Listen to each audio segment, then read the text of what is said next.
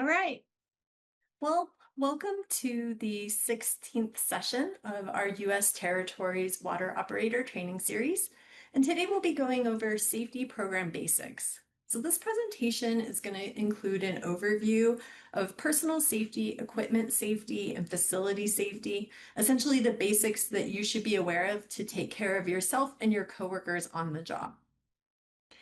My name is Michelle Olson, and I'm a water utility trainer and specialist with the Southwest Environmental Finance Center here in Albuquerque, New Mexico. The Southwest Environmental Finance Center operates out of the University of New Mexico School of Engineering, and this training series is funded by the U.S. Environmental Protection Agency. Before we begin, we're just going to take a moment to refamiliarize yourself with your controls, which I'm sure you guys all know by now. But just a quick review, the button labeled audio on the far left is for muting and unmuting yourself. So make sure you remain muted during the webinar. You can unmute it if you want to ask a question or if you have something to contribute to the discussion. You can also use the chat function to ask questions. So if you post anything to the chat, make sure you send it to everyone, not just to me directly, because I won't be checking the chat while I'm presenting. And if you need to leave the training for any reason, use the leave button on the far right. Our U.S. Territories Water Operator Training Series is 26 sessions total, 1 hour each, and the trainers will vary depending on the topic. This is our schedule for the rest of 2026. Our next session is going to be in 2 weeks on Thursday, March 5th, where Tucker and I will be going over the lead and copper rule and corrosion control with you.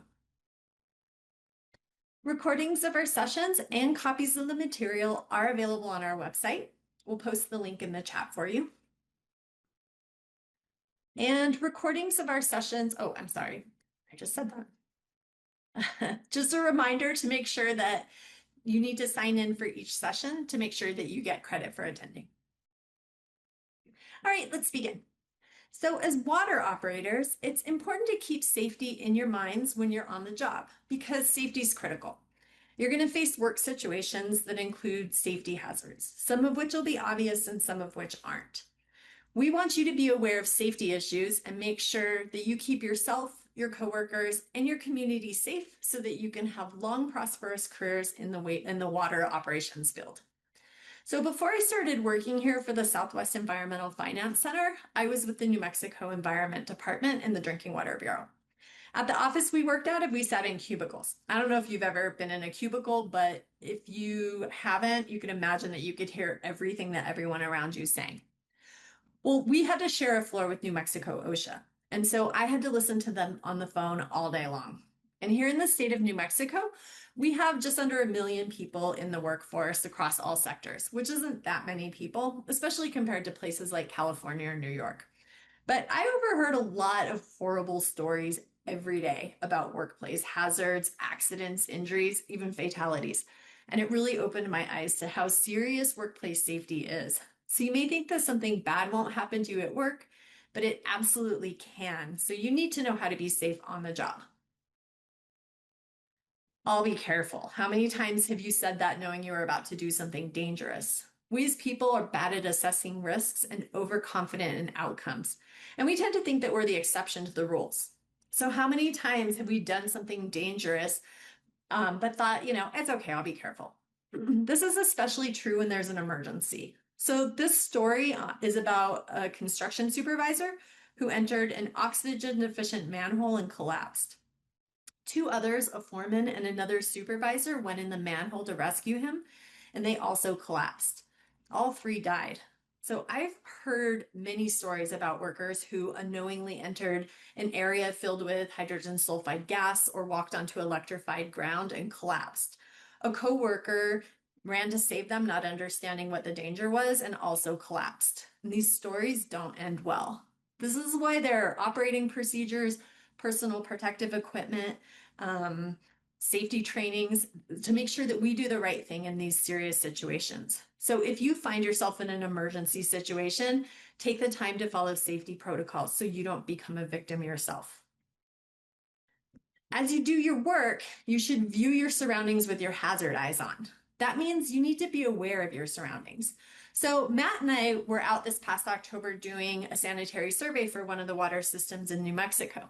And we were looking at this overflow pipe from one of their water tanks. Well, we were about to climb down in this wash to check out the screen at the end of the pipe when somebody noticed that here in the shadow was a huge rattlesnake.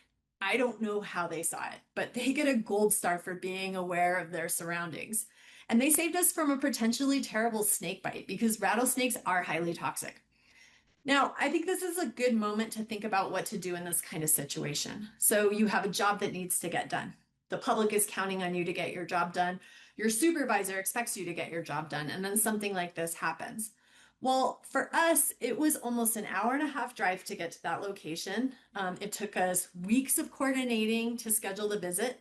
We had a limited time to do the survey. There were a lot of facilities we needed to look at, and now there's a snake in our way. So what do we do? Well, we followed the OSHA hierarchy of controls, which we'll talk about in just a minute, and we eliminated the hazard. How? By moving the snake with a stick? Well, no, we avoided the area, thus interacting with the stick. We eliminated the hazard by not exposing ourselves to it in the first place.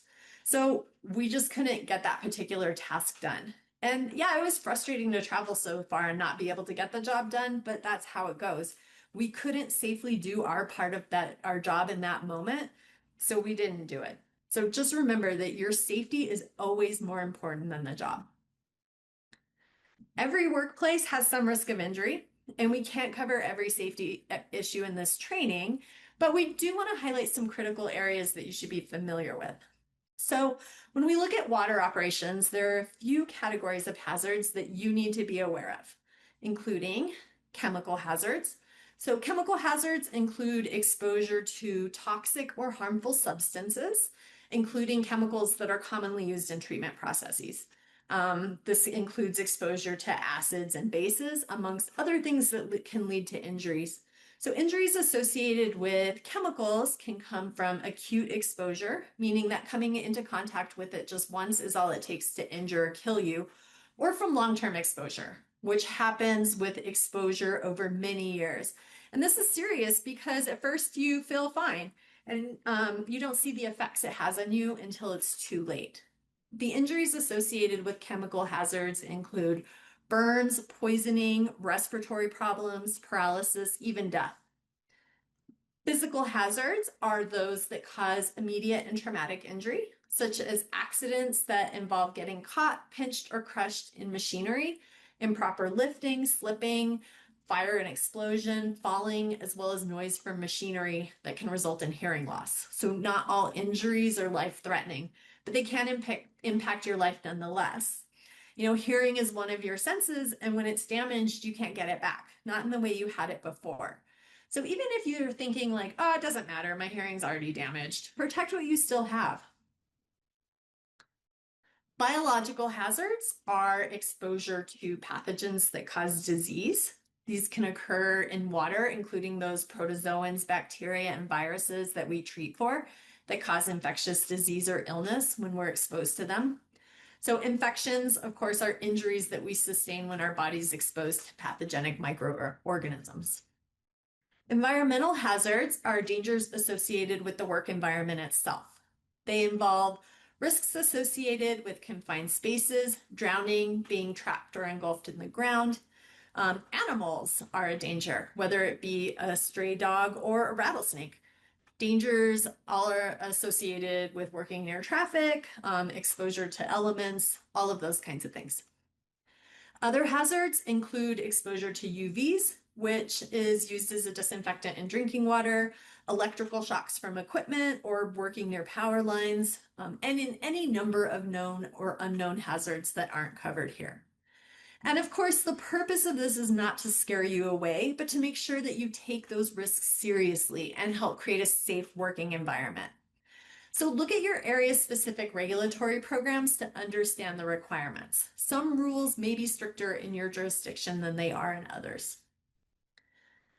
So let's talk for a moment about safety rules. So it's management's responsibility to provide a safe place of employment, However, if they don't know about a safety issue, then they can't take the appropriate action to address it and create a safe working environment. So it's the operator that has the primary responsibility for their own safety. It's your life and your well-being on the line, and you're ultimately the one responsible for your own safety. So if you see a situation that's unsafe, you need to let others know so that it can be handled before someone's hurt.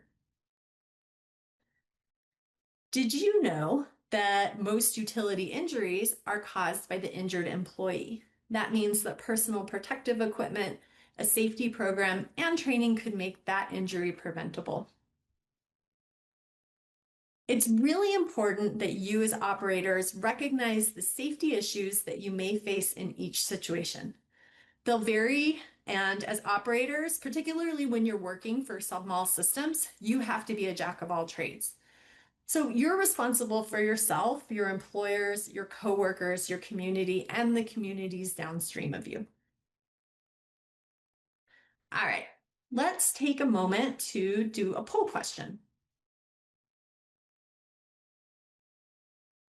All right, so this question says, operators can experience physical injuries caused by moving machinery, improper lifting, slippery surfaces, or all of the above. So just go ahead and take a quick moment to answer this. Just going to give you a few seconds.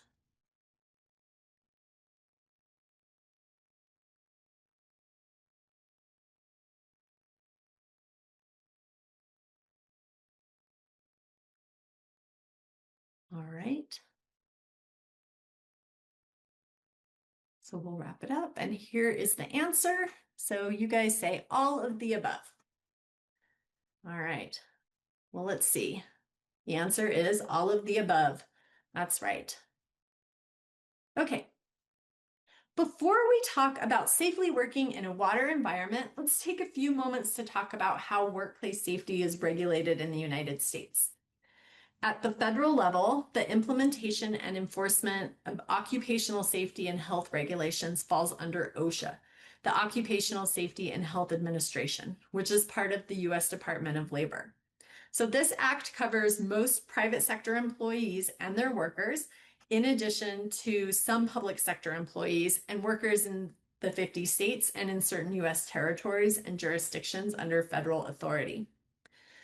Of course, there are a lot of kinds of legal entities that run drinking water utilities. Some are private, some are public, but as an operator, you're responsible for having a basic understanding of the regulatory environment in which you work. And I just want to note that although we're showing the OSHA logo here, this is not an OSHA sponsored or supported webinar. So OSHA's mission is to assure safe and healthy working conditions for working men and women by setting and enforcing standards and providing training, outreach, education, and assistance.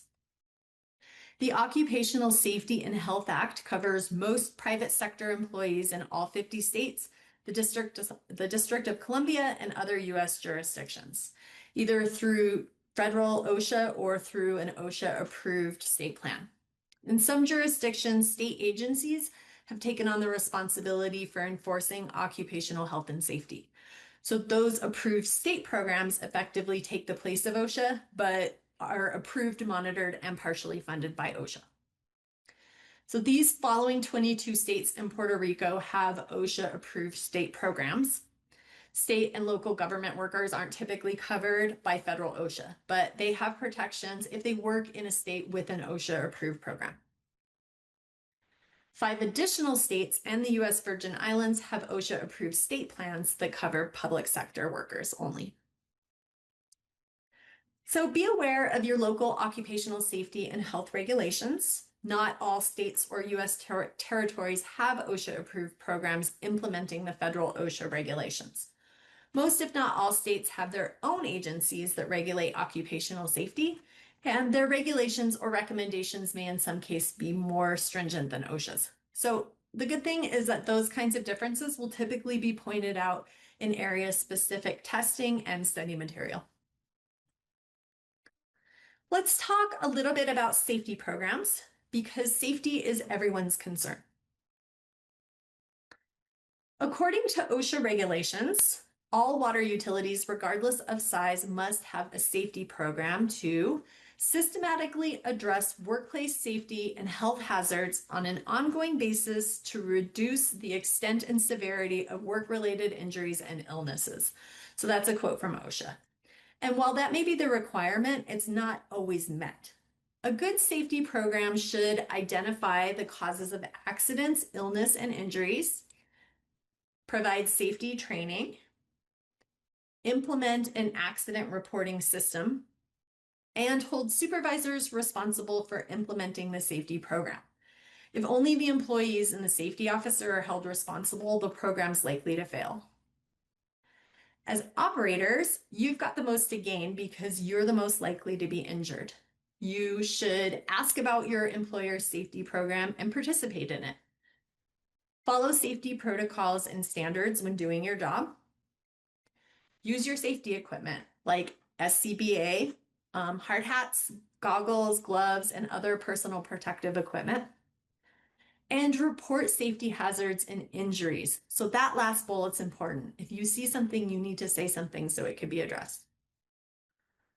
When it comes to safety, it's management's responsibility to develop a written safety statement and establish a safety program. Assign responsibilities for injury prevention. Appoint a safety officer or coordinator. Establish realistic safety goals and revise them to encourage continual improvement. And to evaluate safety program results. The only way to know if something is effective is if you track and measure the outcomes. This is why we have reporting programs and why all injuries should be reported. When it comes to safety programs, there should be 3 training components: the safety education of all employees, reinforced education in safety, and safety education in the use of tools and equipment. So to put it another way, education, education, education. So safety is not a once and done kind of thing. Education can come in the form of safety orientations for new operators, as well as ongoing training and safety reinforcement, particularly with job duties as they're learned. There are different considerations for different situations, and there's going to be specialized training required for working in confined spaces, water-filled structures, and other hazardous areas. In addition, there will always be risks that you aren't aware of. So continuing education will help develop and maintain safety awareness. Tailgates aren't just for parties and barbecues at the game. They're a great place to have safety meetings. Tailgate meetings can be part of ongoing safety training or at the start of work at a new job site. These meetings make sure safety is foremost in everyone's mind, hazards are identified, and everyone has an opportunity to ask questions and get on the same page. All right, let's do another quick poll. So who has the most to gain from a safety program? Management, office staff, operators, or supervisors? So I'll give you just a few seconds. You could get your votes in.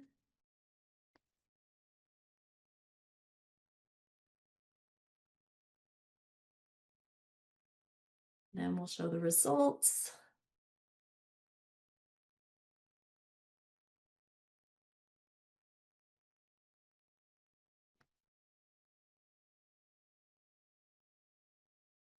All right, so who has the most to gain from a safety program? Let's see, everyone, most people say operators. And that is the correct choice. So operators, you're the most likely to be injured. It's true that everyone benefits from a safety program, but the frontline employees benefit the most. This is the OSHA hierarchy of controls to controlling workplace hazardous situations, and it can be applied to safety in the water workplace. The least effective measures are down there at the bottom, and the most effective are at the top. So starting at the top, the most effective control on workplace hazards is elimination, physically removing the hazard. This could mean removing non-functioning equipment or performing tasks at ground level instead of from an elevated position when possible. Substitution, replacing the hazard like automatic sampling instead of manual sampling. Engineering controls, these are the controls that isolate people from hazards, like rails and guards. Administrative controls. So this is changing the way people work, like through implementing a safety and training program. And then finally, PPE. So this may sound surprising because when we talk about safety, we tend to focus a lot on personal protective equipment. Those are safety glasses, hard hats, protective shoes, and gloves. But in reality, these are the least effective controls. They're kind of that last line of defense against workplace hazards that we have to rely on when all the other safety controls have failed. But just because they're the least effective doesn't mean you shouldn't use them. They still protect you. So different aspects of your work have different hazards associated with them. For example, in a well vault or a pit, you could run the risk of injury from being in a confined space, electrical hazards, slipping or falling, and other things. At water tanks, you run the risk of injury from falling, which is why this person in the photo is wearing a climbing harness. So you should always wear a climbing harness. And there are also dangers of drowning, which leads us to water safety. So working in a water environment, you should be aware of water safety and creating an environment that mitigates this hazard as much as possible. So you want to keep handrails and ladders in good repair. You want to replace damaged rails and ladders. Use extra caution in wet and icy weather. You want to reduce slip hazards as much as possible. And so you want to station approved emergency gear near filters and basins, such as approved safety vests, buoys, and life poles. Learn how to swim. That's important. But also use personal flotation devices where appropriate, even if you do know how to swim. All right, we're going to do another poll. Which control method is the most effective in the hierarchy of controls for eliminating workplace hazards? Personal protective equipment, eliminating the hazard, substitution, or administrative controls? So take a few quick seconds to answer this.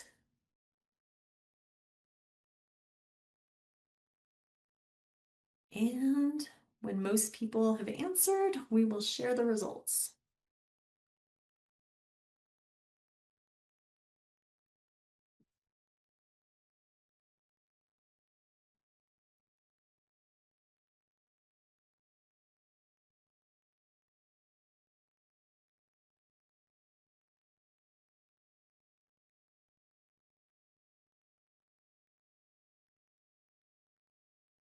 All right.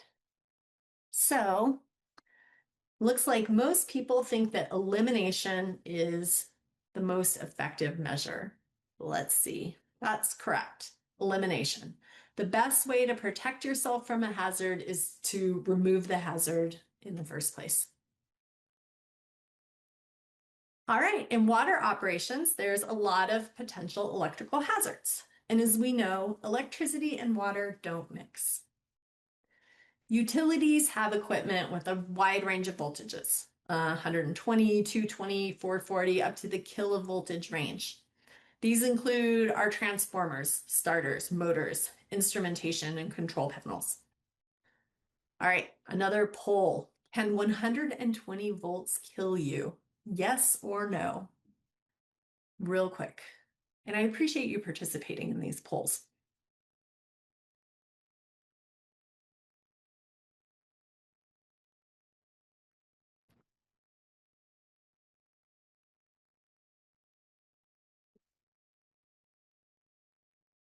All right.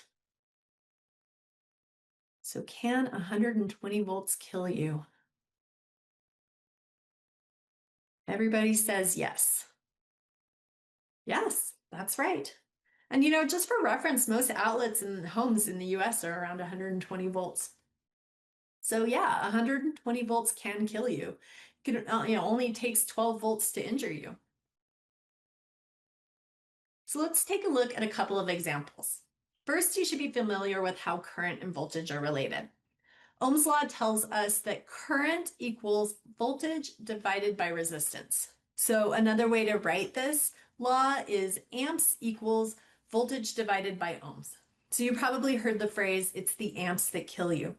Well, it only takes 1 amp of current to kill us. So let's put Ohm's law into practice and see what happens when our bodies are shocked with 120 volts. When we talk about resistance in the human body, ear to ear, we have about 100 ohms of resistance. So that's not a lot of resistance ear to ear. Our hand to foot resistance is about 500 ohms. Skin. So dry skin has a lot more resistance than wet skin. Dry skin is around 300,000 ohms, while wet skin is around 1,000 ohms. So if you have wet skin, all that resistance is going to go down. And that includes if your skin is sweaty.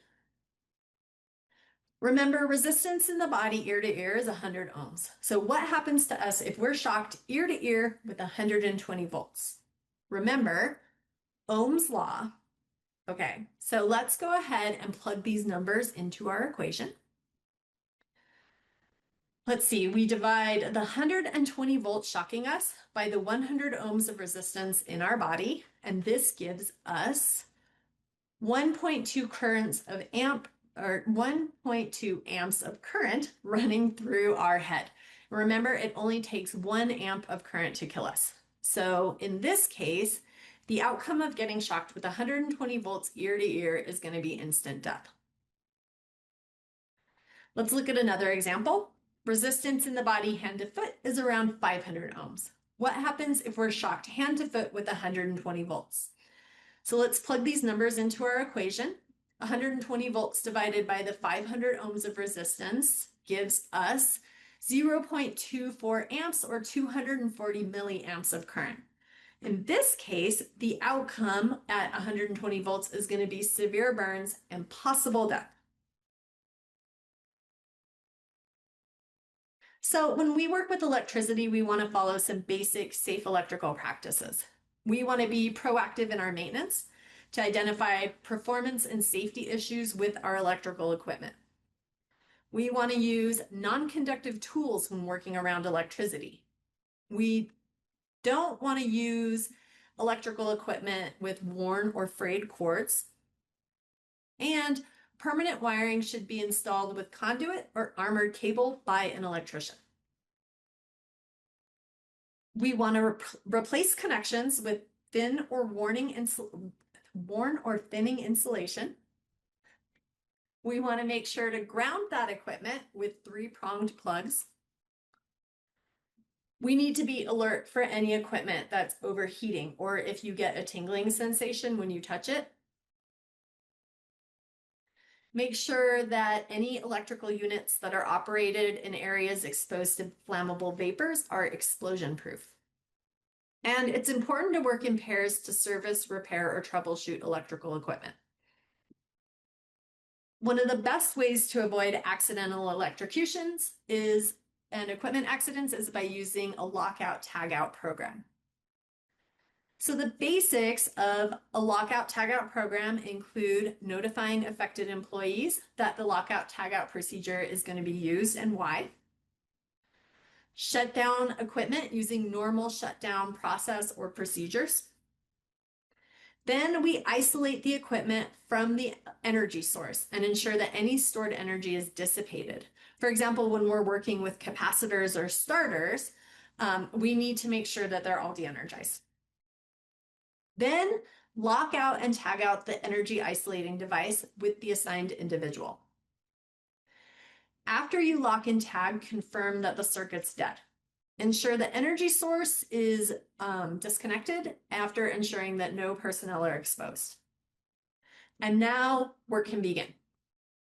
After your work is complete, remove all the tools and check that everything is returned to working order. And once we've ensured that all employees are clear, we can remove those lockout tagout devices. Then we can notify the affected employees that the lockout tagout have been removed and restore power to the equipment. Okay, another poll question. So who should remove locks and tags from electrical equipment?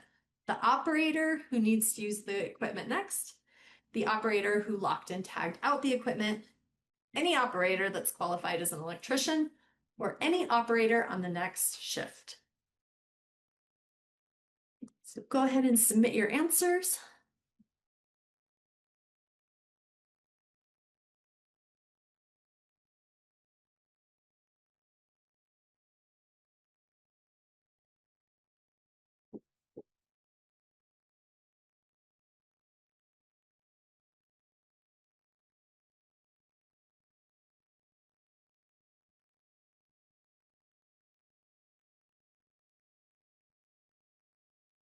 All right.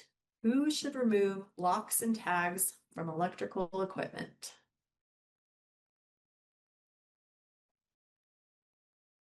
Let's see. So most of you think the operator who locked and tagged out the equipment. And that's correct. So the operator who locked and tagged out the equipment. Never remove lockout tagout equipment that someone else installed unless your employer has specific procedures and training for removal by others. So good job. All right, chemical hazards. There are a lot of potentially dangerous chemicals in a water treatment plant that can, if handled incorrectly, cause accidents and cause exposures with acute and chronic effects. It's critical to understand the chemistry of the substances you're working with, how to store them, how to use them safely, how they could potentially affect you and others, and what to do in the event of an exposure. Make sure that you get to know characteristics like boiling point, flammability, explosive limits, reactivity, and first aid for each chemical you use. Some of the chemical hazards that you may experience with water treatment can cause burns, respiratory damage, eye damage, rashes, skin damage, headaches, even death. Chemical hazards can cause acute and chronic health effects. Acute effects occur when chemical contact and usually resolve when no longer in contact with that chemical or through medical treatment. This includes things like eye irritation and blurred vision from chlorine exposure that may clear up when you're in fresh air. However, not all acute effects are reversible. Chronic effects are long-term effects that may not appear immediately or after a single exposure. These effects may not be reversible. For example, coughing and wheezing from long-term low-level chlorine exposure. Both acids, such as sulfuric acid and hydrochloric acid, and bases, such as sodium hydroxide and potassium hydroxide, are commonly used in water treatment processes for disinfection, pH adjustment, contaminant removal, and for coagulation and flocculation. Both acids and bases are corrosive, meaning that they can cause damage to living tissue upon contact. They pose several health hazards, including chemical burns upon contact. They could be toxic if ingested. They can pose fire hazards. So acids and bases can react violently if exposed to each other. Acids and bases are particularly harmful when they come into contact with our skin. They may cause redness, pain, blisters, burns, open sores.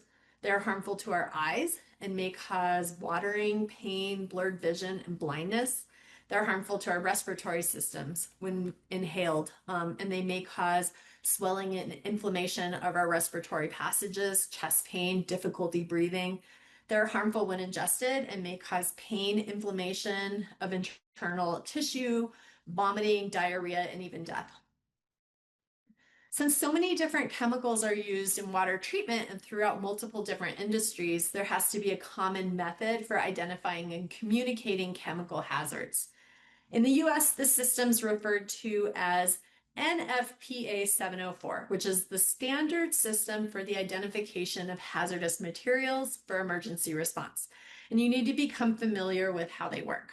So you'll see these a lot of times in the back of semi trucks if they're transporting chemicals. And it's this grid with 4 diamonds.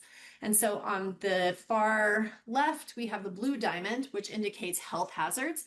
And there will be a number in there from 0 to 4, depending on if it's just normal material, or if it's deadly.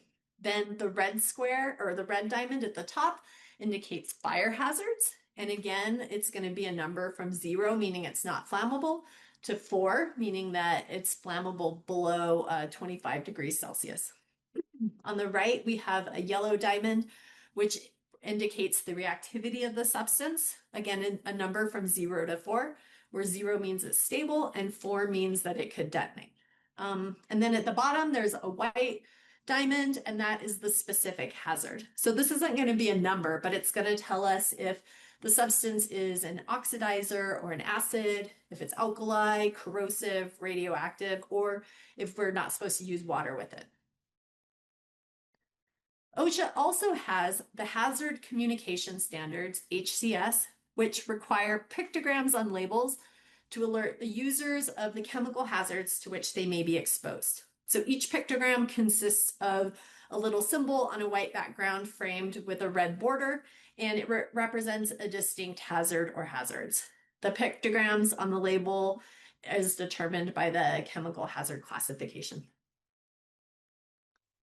Safety data sheets are all set up the same way, and at a minimum, they will have these sections. So you want to get to know safety data sheets for each of the chemicals you're using. So the first section identifies the chemical name. So in this example, the chemical is sulfuric acid, and it gives us the intended use, the supplier's contact information. So this helps correctly identifying the chemical and knowing who to contact in case of emergency.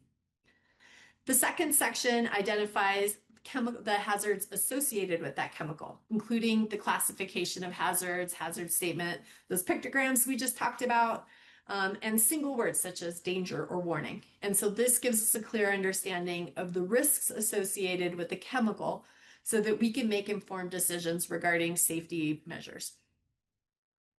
The third section is the ingredients of that chemical, including impurities and additives with their concentrations. So for this, it's 90 to 98% sulfuric acid and 2 to 10% water. So this helps us understand the chemical's potential interactions and the specific hazards of each component. The fourth is the first aid measures. So these are really important. These are the instructions for initial treatment in case of exposure, including first aid actions, which provide immediate guidance to mitigate health effects during emergencies. The fifth section is the firefighting measures that need to be taken, including extinguishing methods, potential fire hazards, and protection equipment needed for firefighters. It's important information for first responders to ensure the effective and safe response to fires involving chemicals. Section 6 is accidental release measures, procedures for contaminant cleanup and disposal in case of a spill or leak of that chemical in order to minimize environmental impacts and reduce exposure risks. Section 7 is handling and storage. So these are the safe handling practices and storage conditions that you want to use to maintain chemical stability and prevent hazardous situations. Section 8 is exposure controls and personal protection. There are occupational exposure limits, engineering controls, and recommended personal protective equipment that you want to use to minimize your risk of exposure. The 9th section is physical and chemical properties. So information about the chemical's appearance, odor, pH, melting and freezing points, other physical characteristics that help you identify the chemical and help you understand its behavior under various conditions. Section 10 is stability and reactivity. So this is the chemical stability conditions that you want to avoid and incompatible substances to prevent hazardous reactions and maintain the chemical's integrity. Section 11, toxicology information. So these are health effects, routes of exposure, symptoms, and toxicological data, which outline potential health impacts and necessary precautions to take. Section 12 is the ecological information, the effects on the environment. Section 13 are disposal considerations, so safe disposal methods for chemicals and the containers that we use so we can conduct environmentally responsible and compliant disposal practices. transportation information, which includes the classification for transportation, including UN numbers and shipping names to facilitate the safe and regulated transport of these hazardous chemicals. Section 15 is the regulatory information. So this is the relevant safety, health, and environmental regulations to ensure that we're complying with the legal requirements applied to that chemical. And finally, Section 16 is other information, such as who put the safety data sheet together, the date it was prepared or last revised, disclaimers, and references in order to provide additional context to ensure that our SDSs are up to date.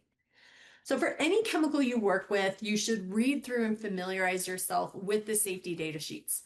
You don't want to wait until you have an accident to start reading these safety data sheets. So for each and every chemical that you work with, make sure you read that safety data sheet before you work with a chemical. And each safety data sheet should be stored in an accessible location near where the chemical is being used so you can refer to it quickly if you need to. All right, let's talk about chlorine. So chlorine is a chemical that's commonly used in water treatment. So you need to be familiar with its properties and its hazards. You don't want chlorine in your eyes or in your lungs. Mishandling chlorine can kill you. So here's a table that shows the health effects of chlorine exposure based on how much of it is in the air. So the value in the column on the left are in parts per million, and that bolded row on the top is the OSHA ceiling limit of 1 part per million. So the National Institute for Occupational Safety and Health's recommended exposure limit is half of that as a weighted average for a 10-hour workday. So most people can detect chlorine at very low concentrations just by smelling it, but chlorine will also deaden your sense of smell, so you may not notice it after a while. So because it's so commonly used, let's use chlorine as a framework and an example for talking about safety equipment. It is important that you know the safety equipment that you have at your utility. This includes where it's stored so that you can get to it quickly and easily in an emergency, how to use it properly so that it provides you with the maximum protection. You want to know when you should use it. This includes knowing which situations are appropriate for its use and which are not. Because as we'll see, not every piece of safety of equipment works in every situation. And then you want to know how to properly maintain it so it's in good working order when you need it. A cartridge respirator like this just filters out chlorine gas and it protects your eyes. So if you happen to be in an area and there's a chlorine leak, you have that PPE you need to get out of there right away. But you should never go into an area where chlorine gas is present with one of these with just one of these masks. So this kind of PPE is for escape purposes only because it's not what's in the room that can kill you. What's not in the room can kill you, or what's in the room that can kill you, what's not in the room can kill you just as easily. So chlorine can displace the air in the room.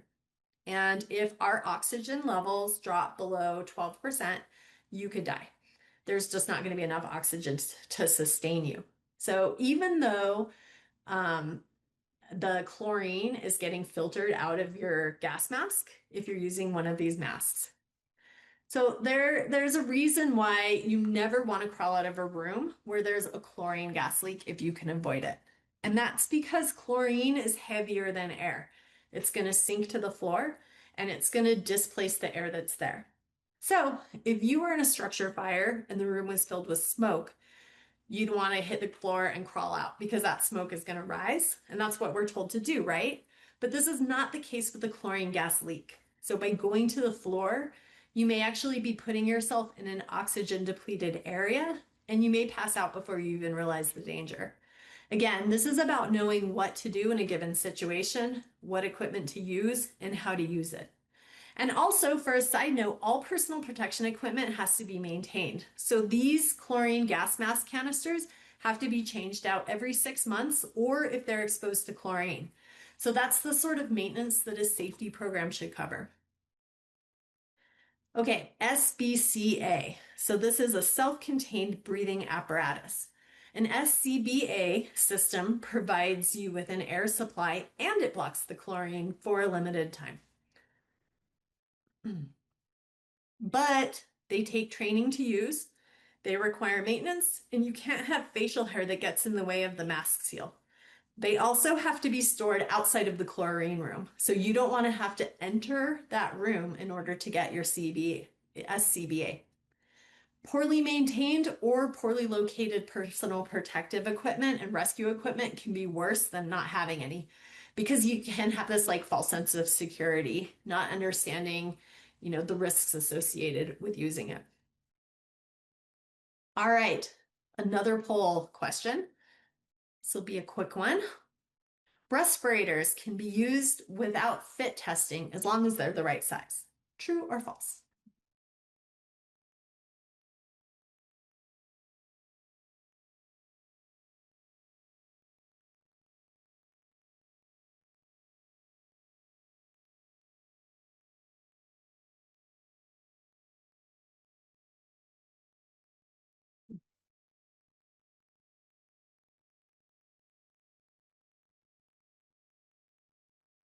All right. Is it okay to wear a respirator that's the right size if you haven't had a fit test?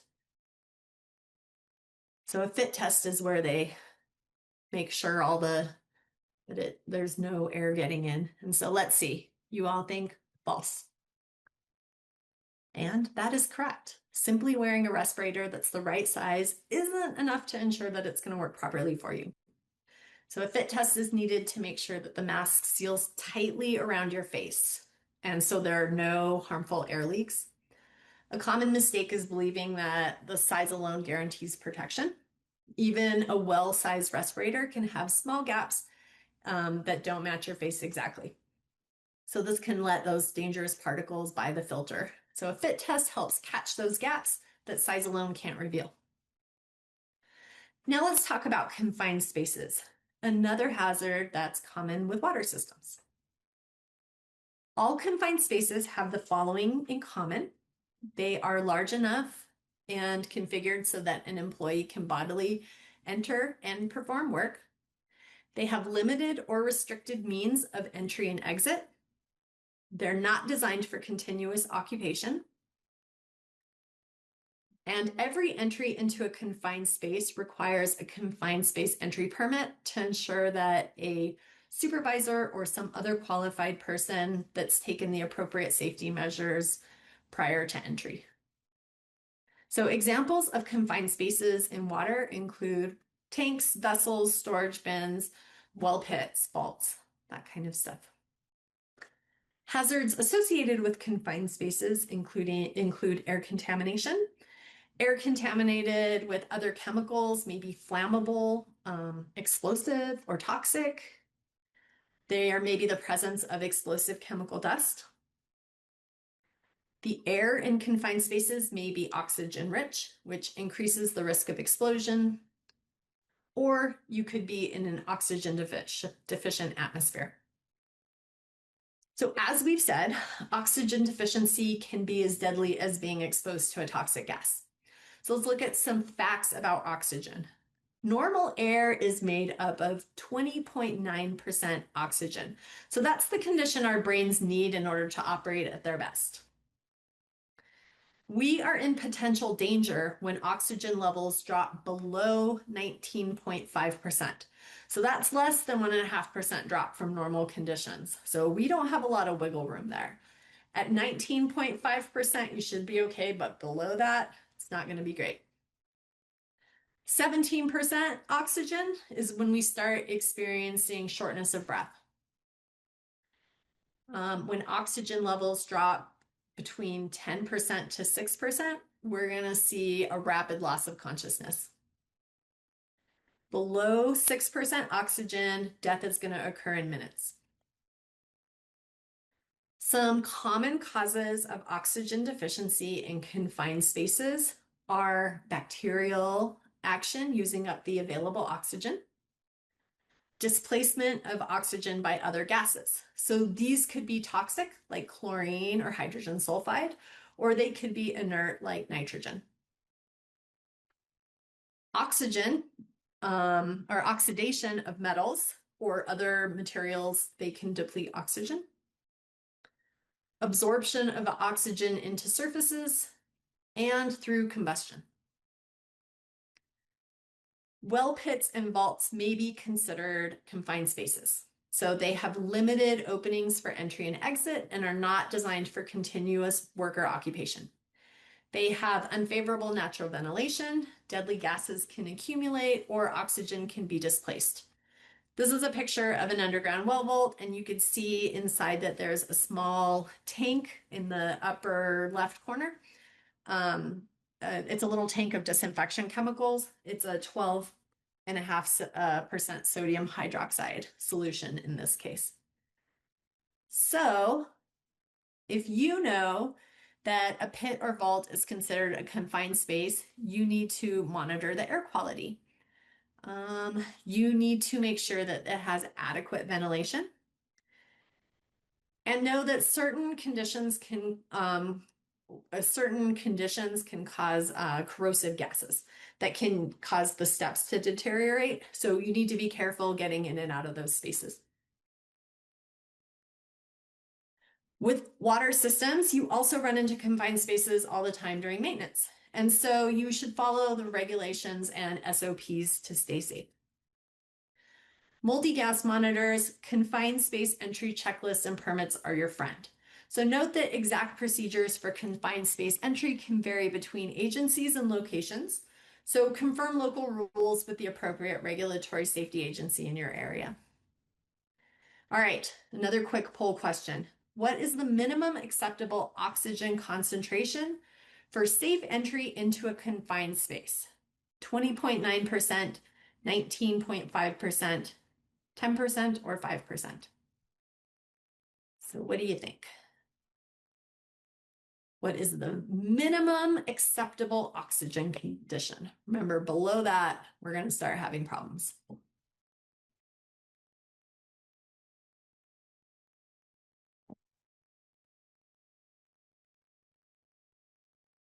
All right, what do you guys think?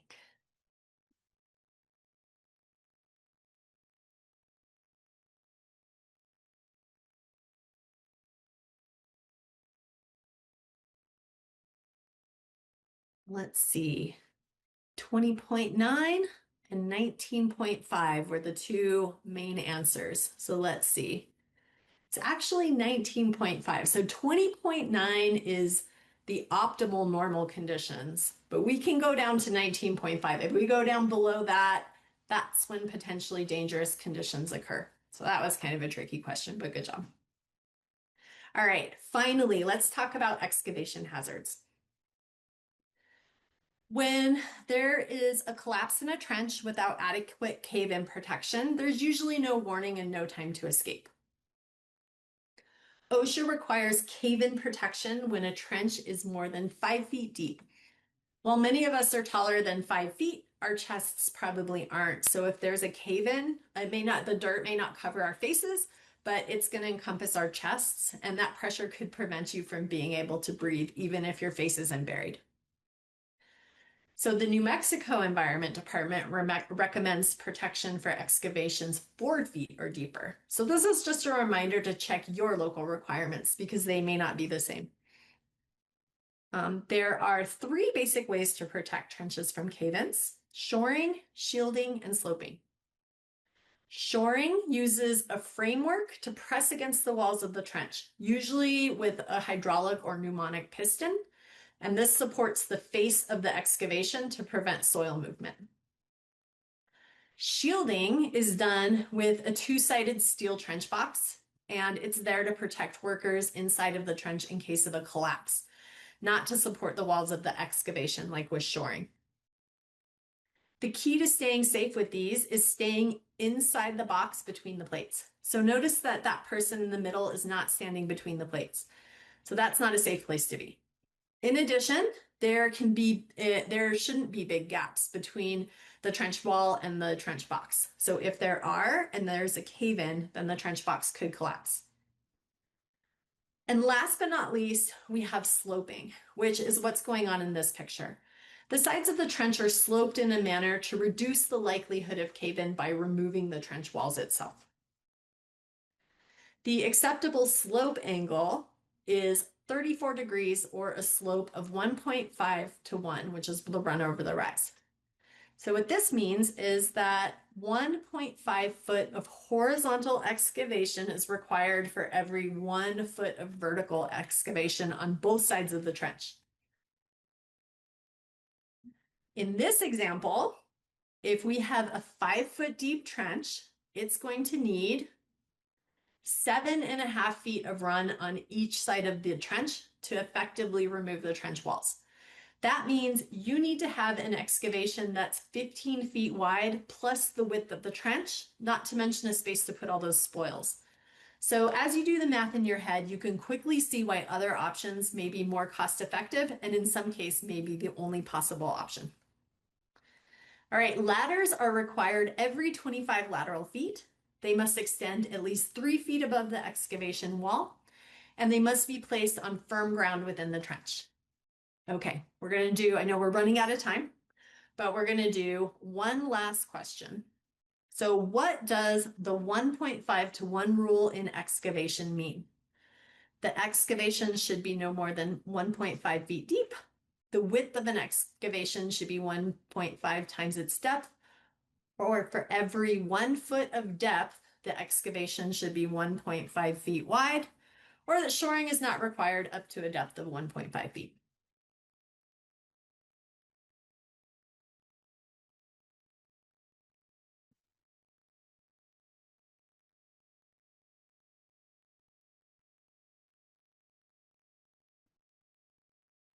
All right.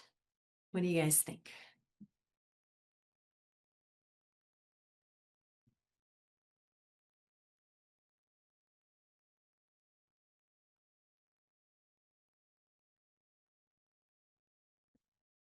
All right. What does the 1.5 to 1 rule in excavation mean? So most of you think that for every 1 foot of depth, the excavation should be 1.5 feet wide.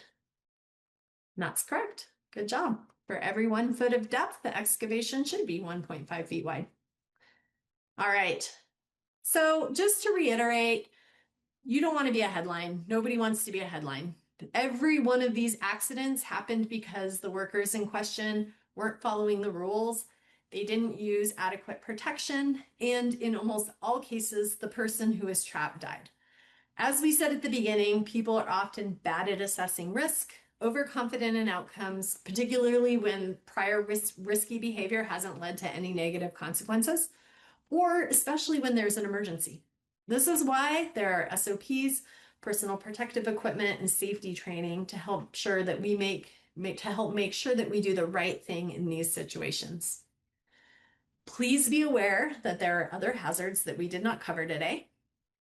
Make sure to study available materials for your program and your regulatory agency. Follow safety programs developed by your employer. And most of all, use your head, because you're the one who has to live with the consequences of your actions.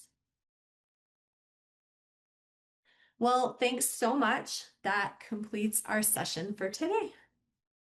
And if anybody has any questions,